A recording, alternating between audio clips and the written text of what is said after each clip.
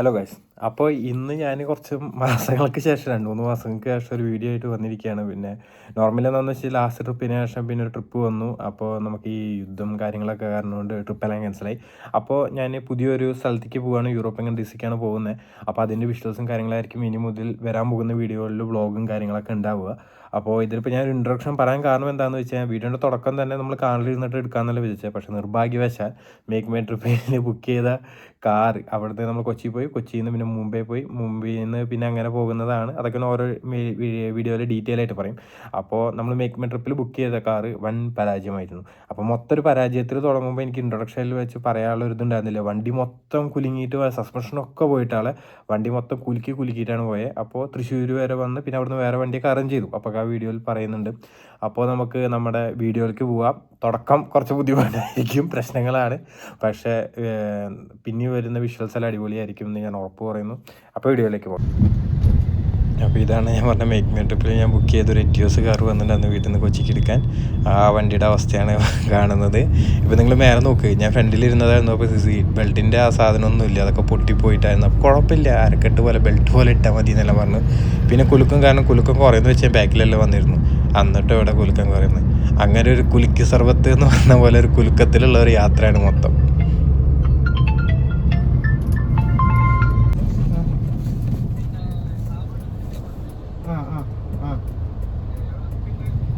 പിന്നെ ശോഭൻ്റെ അവിടെ നിന്ന ഞാനിപ്പോൾ ഇവിടെ ഇത് അക്കിക്കാവ് എന്ന് പറയും. അക്കിക്കാവ് അവിടെ എത്തിയിട്ടുള്ളൂ. ആരാണിക്കോറ്.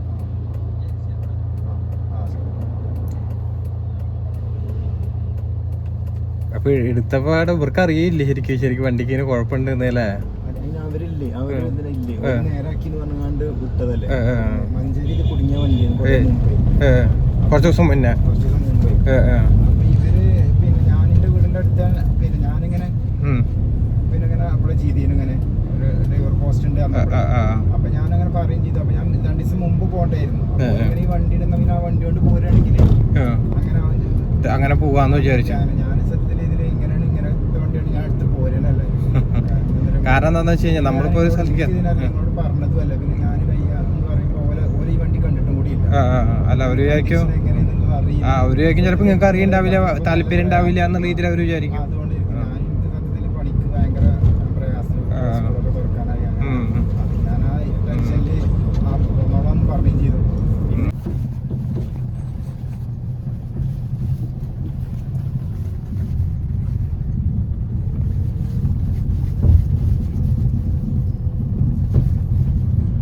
നിങ്ങൾ ഈ വണ്ടിയുടെ സൗണ്ട് കേട്ടോ കുലുങ്ങുന്ന സൗണ്ട് ഭയങ്കര വണ്ടിയിൽ നിങ്ങൾക്ക് മനസ്സിലാവും. ഓട്ടോഷേനെ വെല്ലണ കുലുക്കത്തിന്റെ മാത്രല്ല ഈ സൗണ്ട് ഇങ്ങനെ. നിങ്ങൾ നേരെ വർക്ക്ഷോപ്പിൽ നിന്ന് എടുത്തു വരണതാ? ഞാൻ വർക്ക്ഷോപ്പിൽ നിന്ന് എടുത്താണ്. വർക്ക്ഷോപ്പിൽ ആളെന്ന് പറഞ്ഞു കുഴപ്പമില്ല പറഞ്ഞു.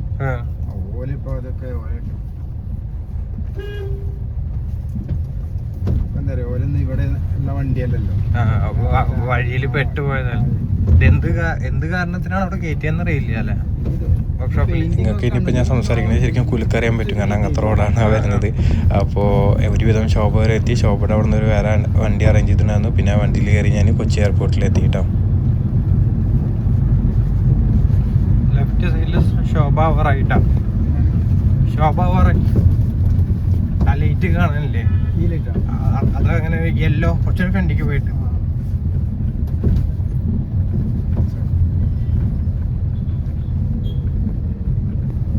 ശോഭ ലൈറ്റ് കണ്ട ആ പോസ്റ്റ് പോലെ അവിടെ പല കളർ കത്തണം. അതാ ശോഭ.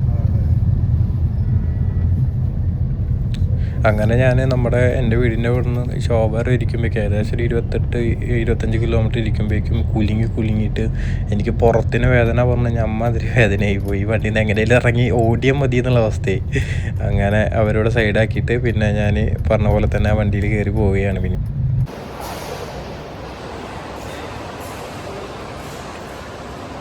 നമ്മളുടെ ഫ്ലൈറ്റ് അപ്പോൾ മുംബൈ ഫ്ലൈറ്റാണ്. 23:10 കാണിക്കുന്ന flight. Check in counter open ആണ്, നമുക്ക് ചെക്ക് ഇൻ ചെയ്തിട്ട് വരാം. അപ്പോൾ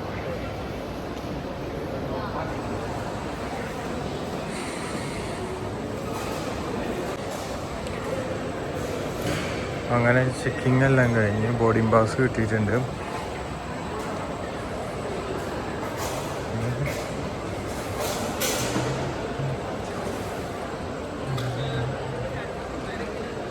നമുക്ക് ഇപ്രാവശ്യം ലഗേജ് ഉണ്ട്. ലഗേജ് ഉള്ളതുകൊണ്ട് ലഗേജ് ഇട്ടിട്ട് ലഗേജിൻ്റെ ആ സ്ലിപ്പ് നമ്മുടെ ബോർഡിംഗ് പാസിൻ്റെ ബാക്കിൽ ഒട്ടിച്ച് വന്നിട്ടുണ്ട്.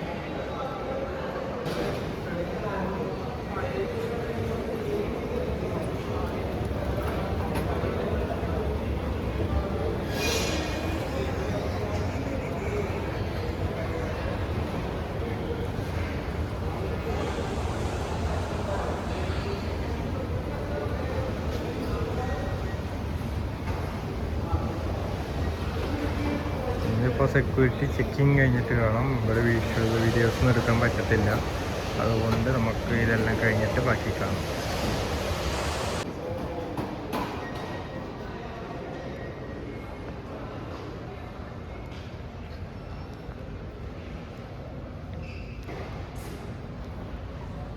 ഈ കാണുന്നതാണ് VIP റൂം, അല്ലെങ്കിൽ VIP ലോഞ്ച് എന്നൊക്കെ പറയും.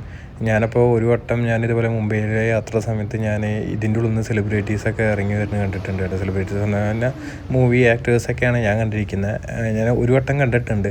അപ്പോൾ അതിന് VIP പറഞ്ഞിട്ടുണ്ട്. അതുപോലെ ബിഷപ്പുമാരൊക്കെ വന്നു കഴിഞ്ഞാലൊക്കെ ഇവർ ഇതിൽ കയറിയിരിക്കും. ഒന്നുകൂടിയും ജനങ്ങളറിയുന്ന മുഖങ്ങളൊക്കെ അവർ വന്നു കഴിഞ്ഞാൽ മറ്റേ ഗേറ്റിലിരിക്കാതെ, പൊതുവെ ആൾക്കാരോട് ഇരിക്കാതെ ഇതിൻ്റെ ഉള്ളിൽ പോയിട്ടാണ് ഇരിക്കാറ്. പിന്നെ ഈ കോഫി ചെയിനൊക്കെ അതൊക്കെ ഇപ്പോൾ ഓപ്പൺ ആയതാണ് പുതിയത്. അപ്പോൾ ഈ സൈഡിൽ കൂടെ പോയി കഴിഞ്ഞാൽ ഇവിടെ വെള്ളം കുടിക്കാനുള്ള വെള്ളത്തിൻ്റെ സൗകര്യങ്ങളൊക്കെ ഉണ്ട്. പിന്നെ വാഷ്റൂം കാര്യങ്ങളെല്ലാം ഉണ്ട്.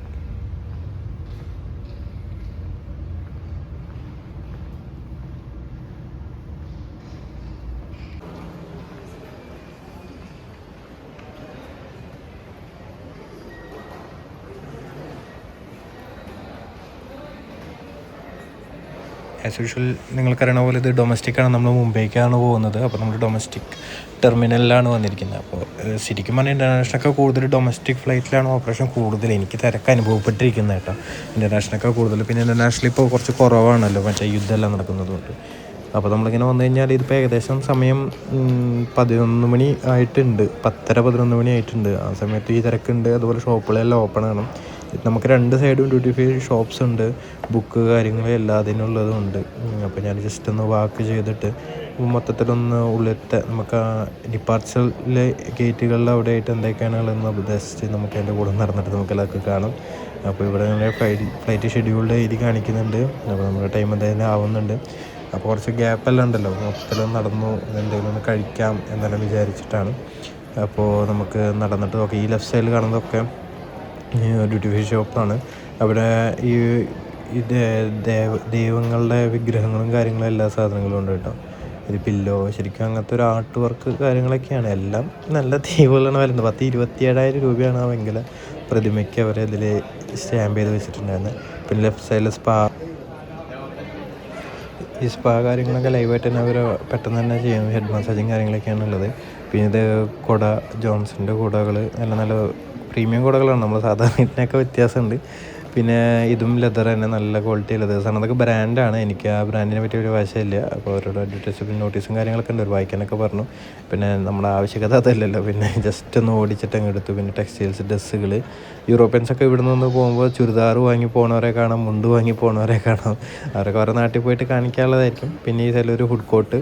പിന്നെ അങ്ങനെയൊക്കെയാണ് ഈ നമ്മുടെ ഗേറ്റിനോടുള്ള അനുസരിച്ചിട്ട് ഡ്യൂട്ടി ഫ്രീയിലുള്ളത്. പിന്നെ നമുക്ക് മേലൊന്ന് പോയി നോക്കാം ഭക്ഷണം കഴിക്കാൻ വേണ്ടിയിട്ട്. അപ്പോൾ ഫുഡ് കോർട്ട് മേലെയാണുള്ളത്. ചിലതൊക്കെ ക്ലോസ് ആയിട്ടുണ്ട്. ഇപ്പോൾ ഞാൻ നോക്കുമ്പോൾ നമ്മുടെ KFC കുട്ടൻ എപ്പോഴും ഓപ്പൺ ആയിട്ട് തന്നെ ഉണ്ട്. അപ്പോൾ പിന്നെ KFC നിന്ന് തന്നെ എന്തെങ്കിലും കഴിക്കാമെന്ന് വിചാരിച്ചു.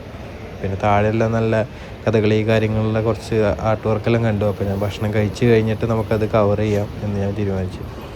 അതോടെ ഈ കയറുമ്പോൾ നമ്മുടെ ഈ ബ്ലാക്ക് സാധനം ഉണ്ടല്ലോ സപ്പോർട്ടുള്ളത്, അത് ഇടയ്ക്ക് സ്റ്റക്ക് ആവുന്നുണ്ട്. അപ്പോൾ അതുകൊണ്ടായിരിക്കും അതിൽ പിടിക്കരുത് എന്ന് പറയണ്ടാവുക. അപ്പോൾ അത് കുറച്ച് ഡേഞ്ചറാണ് കൊച്ചി എയർപോർട്ടിൽ ഇപ്പോൾ.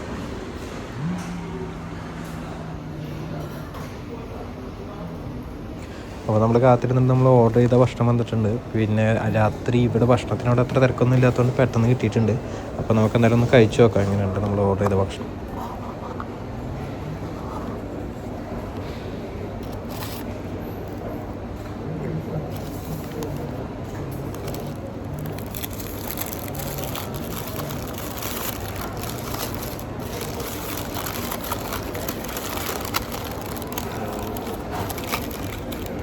ഇവിടെ ബണ്ണുള്ള ബർഗറില്ല, പകരം സംഭവിക്കുന്ന കാര്യമില്ല.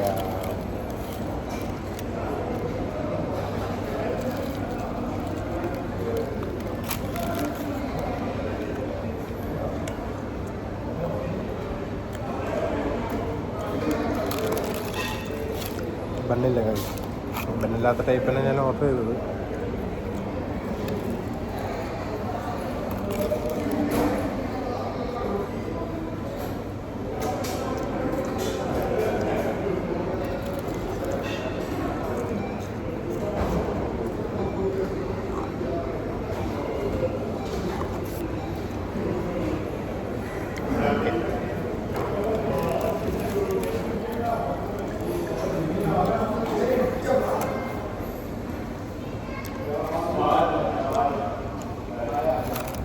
എന്തും മൊത്തം കഴിച്ച് കഴിഞ്ഞിട്ട് മുമ്പേ 50 ഫ്ലൈറ്റൊക്കെ ക്യാൻസലായുള്ള ഫ്ലൈറ്റ്. നമ്മുടെ വണ്ടി ഓൺ ടൈം, നമ്മുടെ വണ്ടി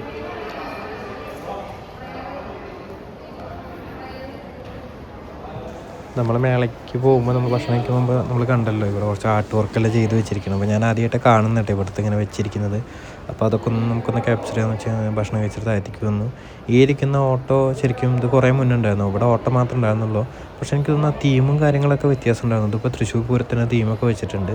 ഇതൊക്കെ റിട്ടയറായി തോന്നുന്നു. ഇതിനൊക്കെ തള്ളി എനിക്കൊരു സൈഡിൽ വെച്ചിട്ടുണ്ട്. മുന്നേ LED ഒക്കെ വെച്ച് നല്ല രസം ഉണ്ടായിരുന്നു കാണാൻ. ഇപ്പോൾ പുതിയ ആൾക്കാർ വന്നപ്പോൾ പഴയ ആൾക്കാരെ തഴഞ്ഞതായിരിക്കാം. ഇത് മോഹിനിയാട്ടമല്ല, ഇത് കഥകളിയുടെ ഫീമെയിൽ വേഷനാണ് തോന്നുന്നു കേട്ടോ. എനിക്ക് അത്ര വലിയ വശമില്ല, പക്ഷേ എല്ലാവരും ഒറിജിനാലിറ്റി നല്ല റിയാലിറ്റിയിൽ ചെയ്ത് വെച്ചിട്ടുണ്ട്. മൊത്തത്തിൽ കഥകളിയുടെയും ചാക്യാകൂത്തും എല്ലാ സെറ്റപ്പും ഫുള്ളും നമ്മുടെ നാടിൻ്റെ സെറ്റപ്പ് മൊത്തം ഉണ്ടാക്കി വെച്ചിട്ടുണ്ട്. എല്ലാം നല്ല ശരിക്കും നമ്മുടെ സൈസ്, ശരിക്കുള്ള സൈസ് കേട്ടോ. സ്വന്തമാനെ കിട്ടണ്ടല്ലോ. നമുക്ക് വണ്ടാണോ ഒറിജിനലാണോ?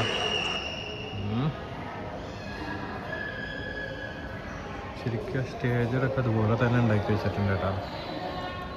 ഇതിനെപ്പറ്റി വശമുള്ളവർക്ക് അറിയാൻ പറ്റിയിരിക്കും ഡ്രസ്സിങ് കറക്റ്റാണോ അല്ലേ എന്നുള്ളതൊക്കെ.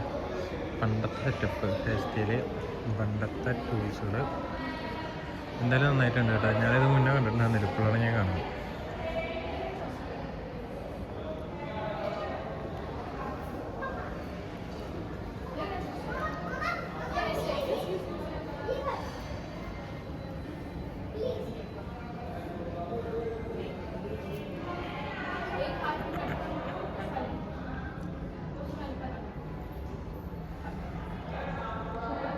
ഇതൊക്കെ ഓരോ ഇതായിരിക്കും, ഓരോന്നും ഓരോ പേരുണ്ട്. എന്താ നല്ല അടിപൊളിയുണ്ട്. കേരളത്തിൻ്റെ തനിമത്തിലാണ് സെറ്റപ്പ്. ഒക്കെ ഒറിജിനൽ പോലെ അല്ലേ, ആൾ വന്നിരുന്നാൽ പോലും മനസ്സിലാവില്ല.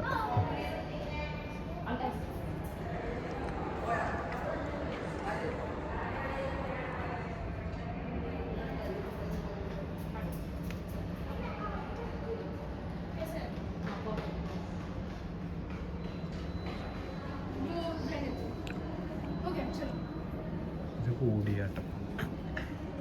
കൂടിയാട്ടം പറ്റി മനസ്സിലാക്കേണ്ട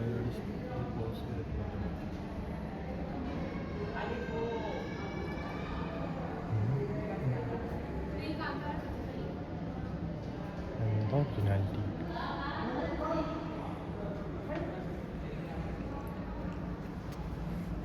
ഇത് ചാക്യാകൂത്ത്, ഇതൊക്കെ നമുക്ക് മനസ്സിലാവും.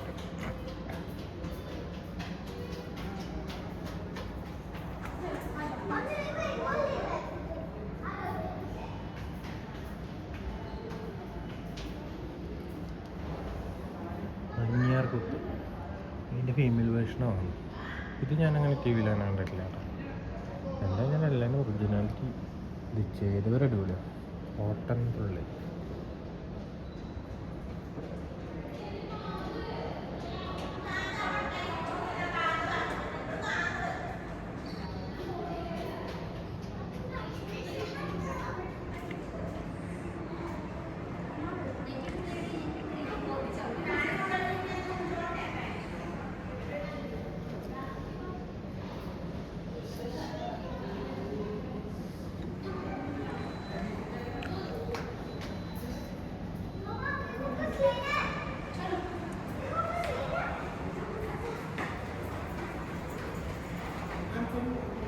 തെയ്യം.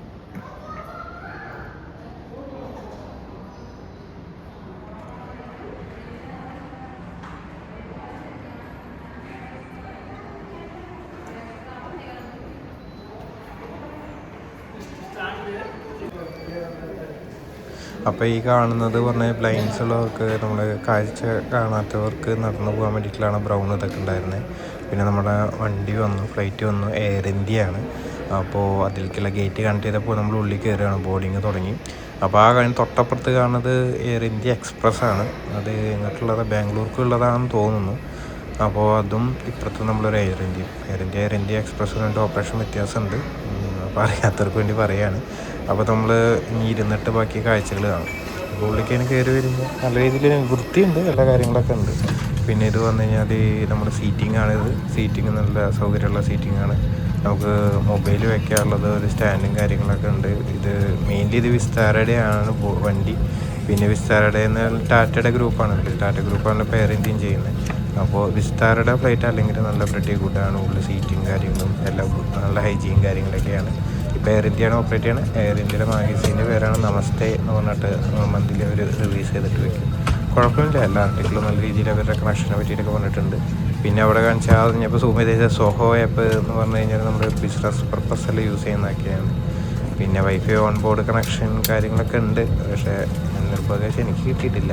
വിസ്താരയുടെ മുന്നത്തെ വിസ്താരയാകുമ്പോൾ എനിക്ക് കിട്ടിയിട്ടുണ്ട്. എയർ ഇന്ത്യ വന്നതിന് ശേഷം എനിക്ക് കണക്ട് ചെയ്യാൻ നോക്കുമ്പോൾ എന്തൊക്കെ പ്രോബ്ലംസ് എല്ലാം കാണിച്ചു. പിന്നെ സേഫ്റ്റി ഇൻസ്ട്രക്ഷൻസിന് വേണ്ടിയിട്ട് ഇതുപോലെ ഒരു കാറ്റലോഗ് കൊടുത്തിട്ടുണ്ട്. നമുക്കത് അത് വായിച്ച് നോക്കാം, എന്തൊക്കെ കാര്യങ്ങൾ എവിടെ വെച്ചിരിക്കുന്നത്, എങ്ങനെ ചെയ്യേണ്ടതെന്നൊക്കെ നല്ല ഇൻസ്ട്രക്ഷൻസ് എല്ലാ സീറ്റിലും വെച്ചിട്ടുണ്ട്. അതെല്ലാം ഫ്രഷ് ആയിട്ട്. പിന്നെ ലൈഫ് ജാക്കറ്റ് ആരുടെയോ ഫ്രണ്ടത്തെ ആളുടെയോ ആണ് വീണ് കിടക്കുന്നുണ്ട്. സീറ്റിൻ്റെ ഉള്ളിൽ നിന്ന് താഴത്തേക്ക് വീണ് കിടക്കുന്നുണ്ട്. അങ്ങനെയൊക്കെ ആയിട്ടാണ് ഇവിടുത്തെ എയർ ഇന്ത്യയുടെ ഈ ഫ്ലൈറ്റിനെ പറ്റിയിട്ടുള്ളത്. ഓൾമോസ്റ്റ് എല്ലാവരും കയറിക്കഴിഞ്ഞു. തൊട്ടപ്പുറത്ത് കിടക്കുന്നുണ്ട്. പക്ഷെ നമുക്കത് പോക്കി പോലെ ഇത് ഫ്ലൈറ്റ് വന്നിറങ്ങി അപ്പോൾ തന്നെ വേറൊരു പൈലറ്റ് ഫ്ലൈറ്റ് എടുത്ത് പോകും. അപ്പോൾ ഇവർ ക്ലീൻ ചെയ്യണമെന്നില്ല. നമ്മുടെ സൈഡിലത്തെ വണ്ടിയുള്ളത് സൈഡ് സീറ്റ് എടുത്തിട്ട് ഒരു കാര്യമില്ല എന്ന് പറഞ്ഞ പോലെ ഇപ്പോൾ ഇതാണ് ഞാൻ പറഞ്ഞ മൊബൈൽ വയ്ക്കാനുള്ള ട്രേ കാര്യം. അങ്ങനെ വെച്ചാൽ മൊബൈൽ സിനിമയിലെ കാര്യം കാണാം. പിന്നെ ഫുഡ് കഴിക്കാനുള്ള ട്രേ, ഇതാണ് ഫുഡ് ട്രേ വരുന്നത്. എന്നിട്ട് അടുപ്പിച്ച് വെക്കാനുള്ള സൗകര്യമൊക്കെ ഉണ്ട്. കുഴപ്പമില്ല, നല്ല അങ്ങനെ എല്ലാം pretty ഗുഡായിട്ട് ഇരിക്കുന്നു. അപ്പോൾ നമുക്ക് ഏകദേശം നമ്മുടെ കുപ്പിയൊക്കെ വെക്കാനും ക്യാപ്പ് വെക്കാനും കാര്യങ്ങളൊക്കെ ഉള്ള സൗകര്യമുണ്ട്. പിന്നെ കാലും കുഴപ്പമില്ല. പിന്നെ എൻ്റെ ബാഗ് ഞാൻ അതിൻ്റെ അണ്ടറിൽ തന്നെ വെച്ചത്. അണ്ടറിൽ വെക്കാം, അല്ലെങ്കിൽ നമുക്ക് ക്യാബിനിൽ വെക്കാം. അങ്ങനെ ഇപ്പോൾ തൊട്ടപ്പുറത്തേക്കുന്ന ഫ്ലൈറ്റും എടുക്കാറായിട്ടുണ്ട് ഓൾമോസ്റ്റ്. പിന്നെ ഞാൻ പറഞ്ഞില്ല, എനിക്ക് ആ വിൻഡോന്ന് അത്ര ക്ലാരിറ്റി ഇല്ലാത്തതുകൊണ്ട് എടുക്കുമ്പോൾ അത്ര സുഖമൊന്നും ഉണ്ടായിരുന്നില്ല. പിന്നെ നൈറ്റ് ഷിഫ്റ്റായിട്ട് എല്ലാവരും ജോലിയായിട്ട് അവിടെ വർക്ക് ചെയ്യുന്നുണ്ട്. ഇതിൻ്റെ ടെയിലിന് മേലെ കൊടുത്തിരിക്കുന്ന കുത്തബീനാറിൻ്റെ പിക്ചറാണ് ഇതിൻ്റെ ഈ ഫ്ലൈറ്റിൻ്റെ ടെയിലിൽ കൊടുത്തിരിക്കുന്നത്. നമ്മുടെ വിങ്ങിൽ വിസ്താരയുടെ ലോഗിയും കൊടുത്തിട്ടുണ്ട് കേട്ടോ. അപ്പോൾ അങ്ങനെ ഓൾമോസ്റ്റ് 2 ഫ്ലൈറ്റ് ഏകദേശം ഒരേ സമയത്തേക്ക് ഞാൻ എടുക്കുക എന്ന് ഞാൻ പ്രതീക്ഷിക്കുന്നു. അങ്ങനെ ഇതാണ് നമ്മുടെ സ്വന്തം കൊച്ചി എയർപോർട്ട്.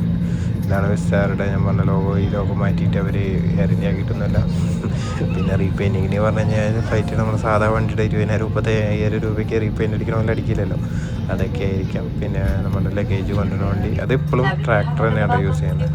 അപ്പോൾ സേഫ്റ്റി ഇൻസ്ട്രക്ഷൻസ് അവിടെ പോയിക്കൊണ്ടിരിക്കുന്നുണ്ട്. അപ്പോൾ നമുക്ക് ബാക്കി വീഡിയോ കാണാം. अपना मास्क लगाने के बाद अपने से यात्री की मदद करें। इस विमान में 8 आपातकालीन निकास है, 2 द्वार सामने, 2 द्वार बीच में और लिफ्ट के ऊपर 4 खिड़कियां। इन्हें निकास संकेतन से पहचाना जाता है। അപ്പോൾ അങ്ങനെ നമ്മളെ വണ്ടി ഏകദേശം പറഞ്ഞ ഷെഡ്യൂൾ ചെയ്തതിനൊക്കെ ഒരു 10-15 മിനിറ്റ് മുന്നേ തന്നെ എടുക്കാൻ പറ്റിയിട്ടുണ്ട്. കാരണം എല്ലാ പാസഞ്ചേഴ്സും പെട്ടെന്ന് തന്നെ ബോർഡിംഗ് എല്ലാം കയറി. അപ്പോൾ നമ്മൾ റൺവേയിൽ നല്ല ഓടിയിട്ട് പതുക്കെ ഫ്ലൈറ്റ് മേലേക്ക് പൊന്തി അങ്ങനെ നല്ലൊരു ടേക്ക് ഓഫ് ആയിരുന്നു. വലിയ റഷോ കാര്യങ്ങളൊന്നും ഉണ്ടായിരുന്നില്ല. അങ്ങനെ മേലേക്ക് എടുത്തു. ഇപ്പോൾ നിങ്ങൾ ഇനിയിപ്പോൾ ഒരു സൗണ്ട് കേട്ടില്ല. ഇപ്പോൾ ആ സൗണ്ട് എന്ന് പറഞ്ഞാൽ ശരിക്കും നമ്മുടെ വീലും കാര്യങ്ങളൊക്കെ തിരിച്ച് ഉള്ളിലേക്ക് തന്നെ വെക്കുന്നൊരു സൗണ്ടാണത്. അത് വീലുള്ളിൽ കയറ്റി ആ ഒരു ഡോറ് പോലത്തെ സാധനം ക്ലോസ് ചെയ്യുന്നൊരു സൗണ്ട്. പിന്നെ നമ്മുടെ താഴെ നമ്മുടെ കൊച്ചു കേരളം, നമ്മുടെ കൊച്ചി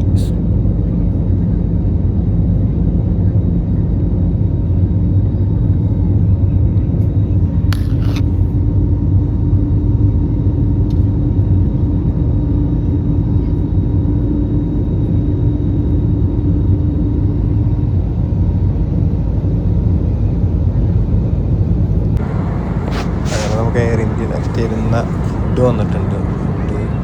എയർ ഇന്ത്യ പണ്ടത്തെ എയർ ഇന്ത്യയൊക്കെ ബെറ്റർ എന്ന് പറയാം. പക്ഷേ വിസ്താരയിൽ ഇത് വിസ്താര ഓപ്പറേറ്റ് ചെയ്യുമ്പോൾ നല്ല കിടക്കാച്ച് ഭക്ഷണമാണ് കിട്ടിയിട്ടുണ്ടായിരുന്നത്. ഇത് അത്രയ്ക്ക് അങ്ങോട്ട് പോരാ. എന്തിരുന്നാലും കഴിക്കണമെങ്കിൽ കഴിക്കാൻ മാത്രം കുറച്ച് കഴിക്കും. പിന്നെ ഓൾമോസ്റ്റ് നമ്മളിപ്പോൾ മുംബൈനെ അപ്രോച്ച് ചെയ്ത് മുംബൈയിൽ നമ്മൾ ലാൻഡ് ചെയ്യാൻ വേണ്ടി പോവുകയാണ്. അപ്പോൾ നമുക്ക് ലാൻഡിങ് പ്രൊസീജിയേഴ്സ് എല്ലാം നമുക്കൊന്ന് കാണാം.